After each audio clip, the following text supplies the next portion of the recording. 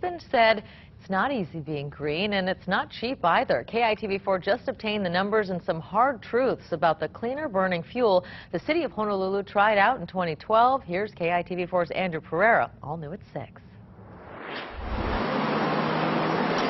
20 buses that hit the streets of Oahu in 2012 as part of a pilot project are now teaching a quick lesson in finance. Going green cost a lot of green.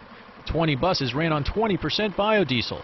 Well, that was before my time, but they did look at using biodiesel and see the impact that it would have on the fleet and cost. Now a recent report shows clearly what that impact would be. Performance-wise, the use of biodiesel means twice as much maintenance on fuel filters. It also resulted in algae growth. 35% of the vehicles showed it. Biodiesel was also shown to be 1.7% less fuel efficient. And when it comes to price, biodiesel costs nearly 40 cents more per gallon compared to regular diesel. That's even after a substantial break on state and county taxes. The report basically showed that there would be an additional cost to the city if we did a fleet conversion. If the city were to convert all 519 of its buses to B20 biodiesel, the report says the added cost would be $2.3 million per year. That's enough to fund more than 8 city bus routes for 12 months. However, the executive director of the Blue Planet Foundation says the city shouldn't turn its back on biodiesel just yet.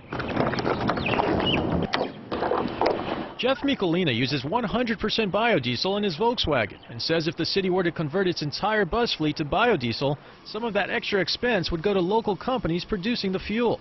It's made completely from agricultural products and cooking oil used to fry foods like malasadas. It makes a lot of sense. We're basically substituting a local, product instead of spending our money in the Middle East for imported oil. Mikolina also notes biodiesel is a cleaner burning fuel and is 100% renewable.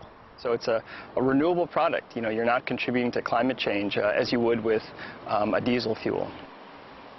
Right now, the city has no plans to utilize B20 biodiesel in any of its buses, and the mayor has not formulated a policy decision.